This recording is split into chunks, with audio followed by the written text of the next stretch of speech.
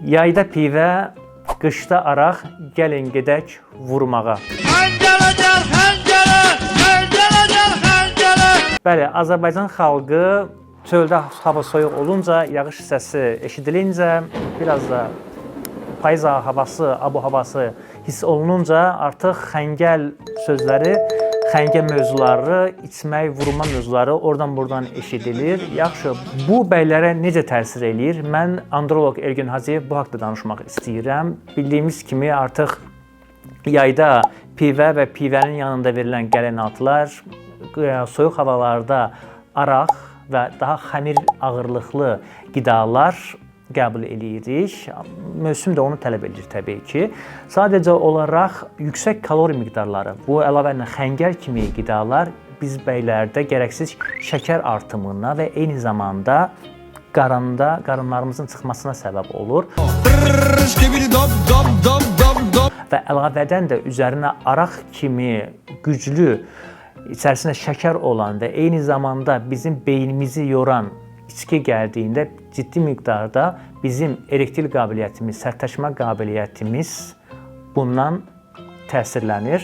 Yəni bildiyimiz kimi penisi yoran bir neçə qida var. Bunların başında yüksək kalorili, yəni içərisində şəkər olan qidalar, içkilər, siqaretlər bizim bu penisimizi yorur və bu qış aylarında təbii ki bizim xəmir miqdarı, yəni bu xəngəllər, çörəklər, içkilər artdığında bu da bizim bədəndəki yağlanmanı artır və bu yağlanma da bizə həm fiziksel, həm də ruhsal olaraq erektil qabiliyyətimizin, sərtləşmə qabiliyyətimizin enməyinə səbəb ola bilir. Çünki biz bilirik ki, yəni kökəldikcə müəyyən qədər penis artıq içəriyə çəkilir, həm estetik olaraq xoş olmayan görüntü əldə olunur və eyni zamanda da penis istədiyi kimi, yəni qan dövranı pozulduğu üçün bu yüksək çəkiyə görə istədiyi qədər sərtləşmə əldə edə bilmir və bu həm bəyin özündə və eyni zamanda öz partnyorunda müəyyən qədər narazıçılıqlara səbəb ola bilir. Yəni siz olun,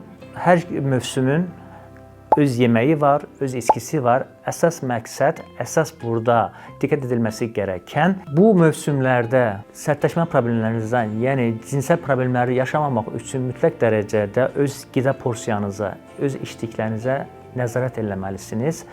Su belə aşırı istifadə olunduğunda, aşırı içildiyində bədənə öz ziyanları var. Eyni dərəcədə xəngəl və içki də öz cinsəlliyimizə, cinsi həyatımıza çox mənfi şəkildə təsir eləyə bilər. Bu cür videoların davamını istəyirsinizsə mütləq dərəcədə kanalıma abunə olmağı unutmayın. Sizi maraqlandıran sualları rəy bölməsində yaza bilərsiniz. Tez bir şəkildə cavablandırmağa çalışacağam.